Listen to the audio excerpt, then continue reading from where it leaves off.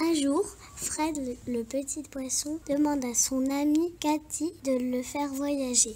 Le chat renverse le bocal de Fred dans le lavabo de la salle de bain. Le petit aventurier saute comme une flèche et vise le trou. Il glisse dans les tuyaux comme dans un toboggan sombre et géant. Il atterrit dans l'eau sale et froide des égouts. Il nage sans savoir où il va, transporté par le courant violent. Notre ami a peur. Il arrive dans une station d'épuration. L'eau est plus calme que dans les égouts. Il n'y a plus de courant. Le peureux est rassuré.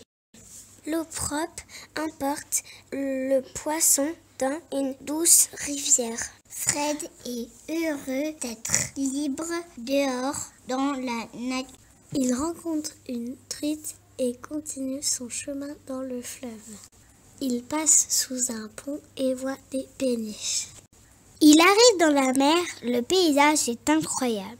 Il y a un joli phare blanc et noir, un voilier en bois, un bateau de pêche et un grand navire de marchandises.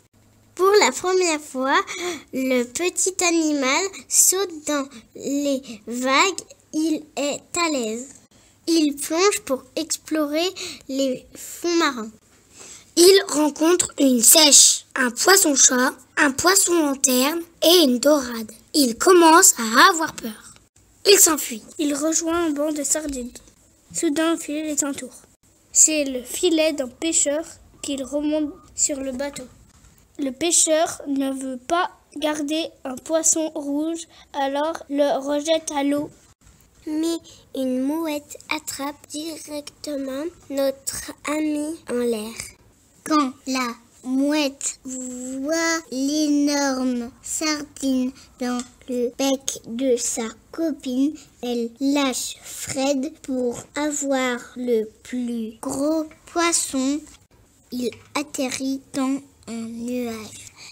Le nuage est poussé par le vent au-dessus d'un champ. Il continue son chemin jusqu'aux montagnes. Il se met à neiger et Fred tombe avec les flocons. Il atterrit dans une cascade et continue son chemin. Il arrive dans une grotte souterraine dans laquelle il y a un tuyau. Fred décide de rentrer dedans. Il se laisse aller dans le courant et arrive dans une citerne. Il est aspiré quelque part. Le voyageur est dans une usine de bouteilles d'eau. Les bouteilles sont posées dans un camion pour être livrées dans un magasin. Fred se retrouve dans le rayon d'un supermarché. Une dame faisant ses courses achète la bouteille dans laquelle Fred est. Fred a retrouvé sa maison et son joli bocal. Le petit poisson raconte son aventure à Cathy.